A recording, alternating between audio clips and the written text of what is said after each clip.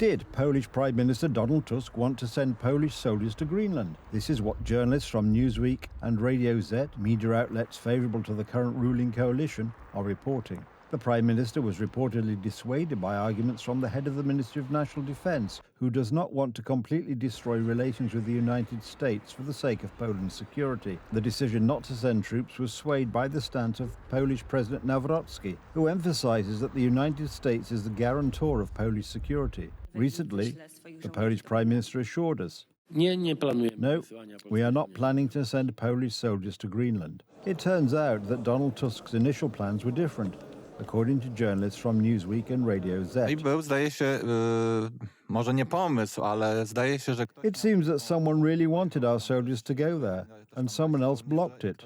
The first person is Prime Minister Donald Tusk, but we are not entirely sure who the second person is. Either Deputy Prime Minister Władysław Kosiniak-Kamysz, or during Donald Tusk's conversation with the President, it became clear there might be a problem. Officially, the head of the Prime Minister's office and Kosiniak-Kamysz himself deny this.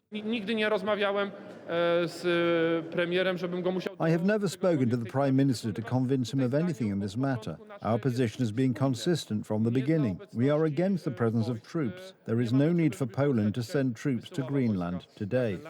I know nothing about such relations. These are just fabrications. No, Newsweek reports that this is what Prime Minister Donald Tusk wanted. However, there must be something to it, because according to journalists favourable to the current government, Tusk was in favour of sending Polish soldiers to Greenland because Trump may impose tariffs on Europe anyway, and by sending soldiers, the Prime Minister will at least show unity with allies such as Germany. I think that's why Prime Minister Donald Tusk may have had this kind of desire, that OK, we'll get the backlash anyway. And yet, showing this European unity is very important. After all, Germany sent a powerful contingent of 15 soldiers to Greenland for 44 hours. So why shouldn't Poland have? That would be a terrible idea. Poland's location between Russia and Germany means that we should have the best possible relations with the United States. First, we need to arm ourselves. And second, we need to cooperate closely with the United States. However, what Donald Tusk is doing is following the German line. That is why the words of the head of government in Warsaw came as no surprise. I am not enthusiastic about many of the actions, words and behaviours of the current United States administration. Poland absolutely does not need to be a party to the conflict between Denmark and the United States. We should stay on the sidelines here, observe the situation and look after our own interests. Poland has nothing to gain and everything to lose in the conflict over Greenland, and we should not get involved in this war. So the fact that Prime Minister Tusk wants to send Polish soldiers to Greenland, that this has become a subject of public debate, is in itself harmful to Poland and harmful to Polish interests. But there are more ambiguous voices in the December 13th coalition. We will not send our troops, although talks are still continuing within the European Union and NATO. I cannot imagine a situation in which the United States would so decisively and unilaterally occupy Danish territory. Undoubtedly, this requires some kind of intervention. It requires unity. It requires partnership with European allies. We do not know what kind of intervention Mr. Jaskulski is referring to. We do know that Trump will not opt for military action in Greenland. I have tremendous respect for both the people of Greenland and the people of Denmark, tremendous respect. But every NATO ally has an obligation to be able to defend their own territory. And the fact is, no nation or group of nations is in any position to be able to secure Greenland other than the United States.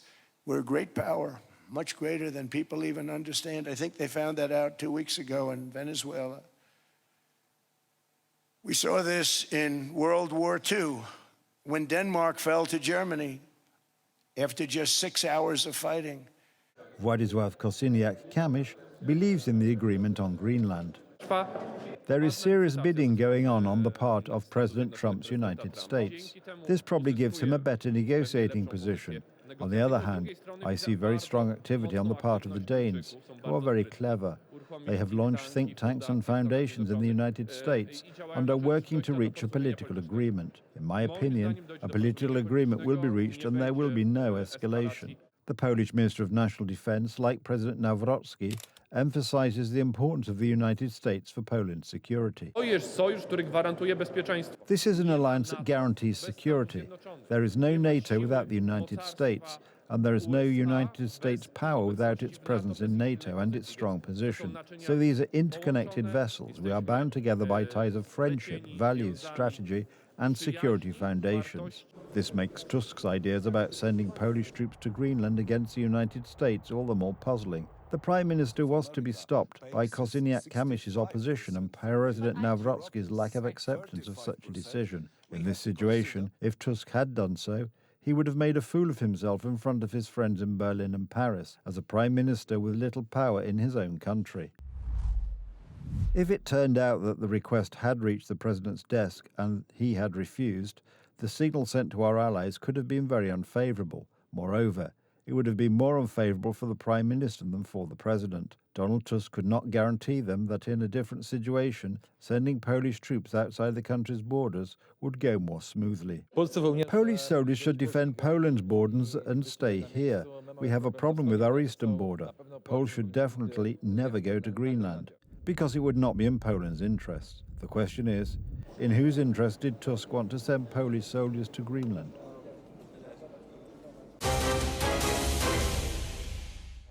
The tone of the discussions in Davos has clearly changed. Security dominated this year's forum, pushing economic issues, which had been its trademark for years, into the background. The war in Ukraine and pressure from Russia have meant that the question of Europe's ability to defend its own territory is no longer a political theory. For many leaders, this is a moment of reckoning for years of neglect and strategic illusions, all the more so because today they must prove their ability to act independently. The president of Poland, Karol Nawrocki. It is in this context that European security has become one of the key topics of the forum. One of the most important events of the day was a panel discussion on defense, attended by, among others, the NATO Secretary General, the president of Poland, and the president of Finland. Would have come to 2% in 2025, when they were only on 1.5% at the beginning of the year. No way. Without Donald Trump, this would never have happened. They're all on 2% now. Do you really think that in the summit in The Hague, as already Alex was saying, the president of Finland was saying, that we would come to an overall defense spending of 5%, including 3.5% in core defense, if President Trump would not have been re-elected as president of the United States? No way. It would never have happened. These words resonated particularly strongly at a time when real diplomatic games are being played around Ukraine. They were further reinforced by the position of Polish President Karol Nawrocki, who emphasized who and to what extent is currently holding up the entire structure of NATO's functioning. In terms of security, United States of America paying 65% for NATO and Europeans 35%, we have to consider what Donald Trump would like to say about the security, because he's responsible for security of the world as the leader, and he would like to support. The president of Finland also spoke, pointing to the effects of Russian aggression and the Kremlin's miscalculations. At the same time, however, he tried to prove that he himself has real opportunities to oppose Moscow.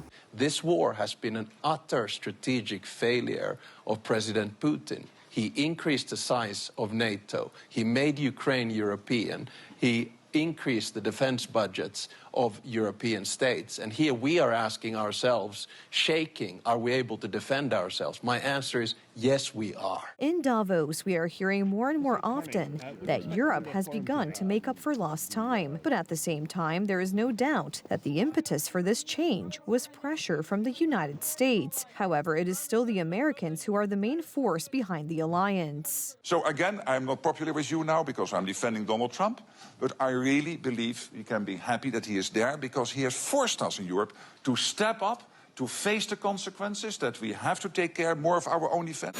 In this context, Donald Trump's words are particularly noteworthy as he directly and critically assesses the direction in which Europe is heading today. And perhaps how you two and the places where you come from can do much better by following what we're doing, because certain places in Europe are not even recognizable, frankly, anymore. They're not recognizable. And we can argue about it, but there's no argument. Friends come back from different places. I don't want to insult anybody and say I don't recognize it. And that's not in a positive way. That's in a very negative way. And I love Europe, and I want to see Europe go good. But it's not heading in the right direction.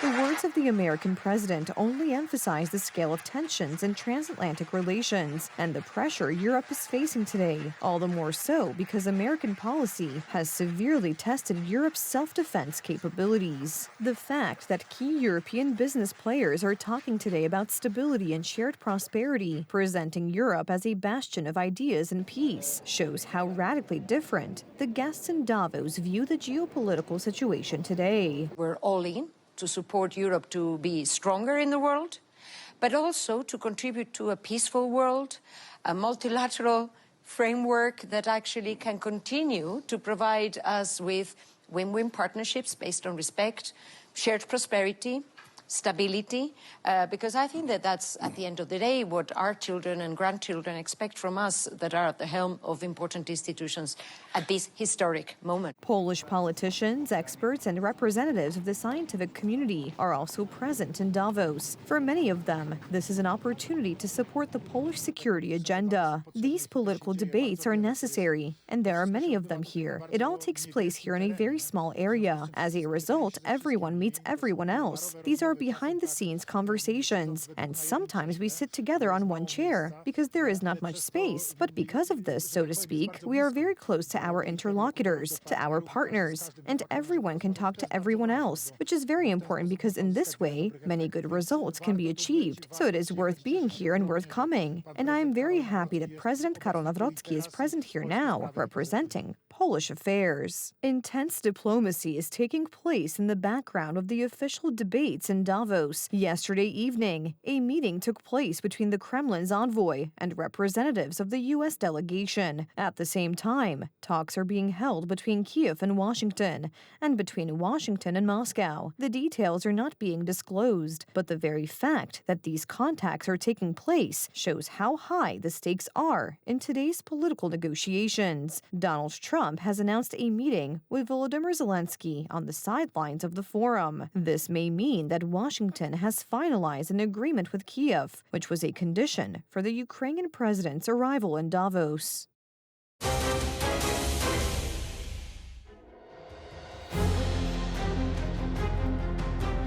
A large pharmaceutical company, a huge vaccine order, and enormous sums of money. The Pfizer and Poland trial began today in Brussels. At stake is who will pay for the surplus American big pharma products that were not collected during the pandemic, and how much.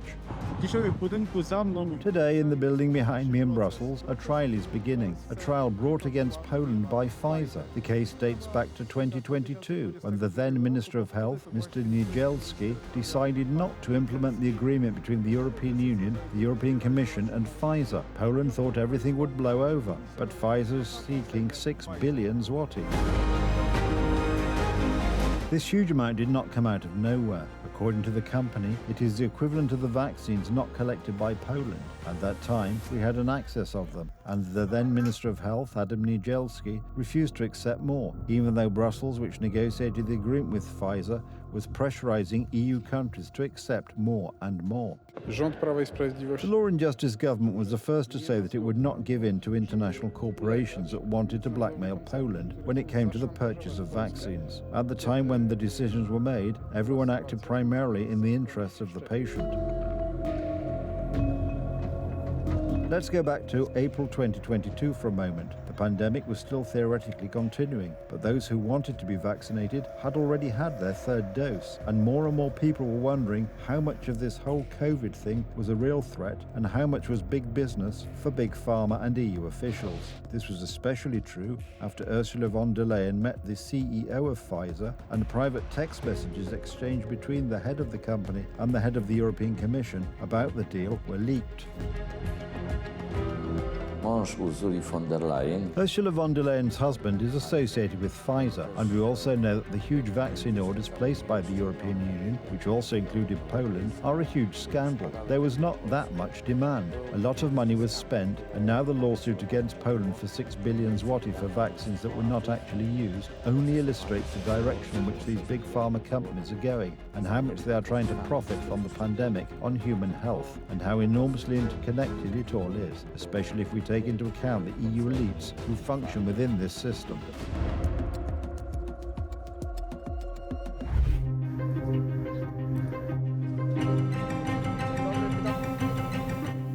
At that time, in April 2022, Poland refused to accept more vaccines because there were already huge stocks in warehouses, 20 million doses, even though EU pressure was growing.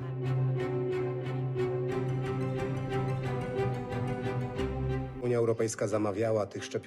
European Union ordered vaccines on a massive scale. Poland did not need them. Therefore, under the rules of civil law and the rules applicable to normal transactions, it is necessary to defend one's interests and to not succumb to the dictates of international corporations that have shady dealings with people like von der Leyen. Now, someone has to pay dearly for what the EU ordered, and Poland did not accept. 6 billion zloty. Pfizer representatives explain in court that business is business, and even during a pandemic, contracts must be honoured. Poland defends itself with the so-called force majeure, because accepting millions more vaccines only to dispose of them later made no sense. What is surprising in all of this, however, is the silence of the European Commission, especially its president. The matter was negotiated by the European Commission. There is a lot of disturbing information surrounding these negotiations. For example, the personal correspondence between the head of Pfizer and Ursula von der Leyen was exchanged. The matter in general should be dealt with from this perspective by the European Public Prosecutor's Office, which is appointed for this type of situation. But instead of these proceedings, which will protect national budgets from claims that should not exist, we have a shortcut. We have the protection of the European Commission and the expectations of a private company. We have 3 days of trial ahead of us, in which the final verdict is uncertain. But one thing is certain: there is no 600 billion zlotys in the health ministry's budget to settle EU orders. We will become defenseless if we allow decisions to be made in Brussels, not in Warsaw, because Brussels, and especially the demonic European Commission, is not a caring mother but a ruthless trader for whom only profit matters, as demonstrated by the Pfizer case against Poland, which is starting today. If we agree to the trader's dictates, we will pay for the shady deals of Ursula von der Leyen and her entire corrupt entourage. At stake in the dispute with Pfizer, but in reality with Brussels, is not only huge sums of money, but also who bears the consequences of EU decisions.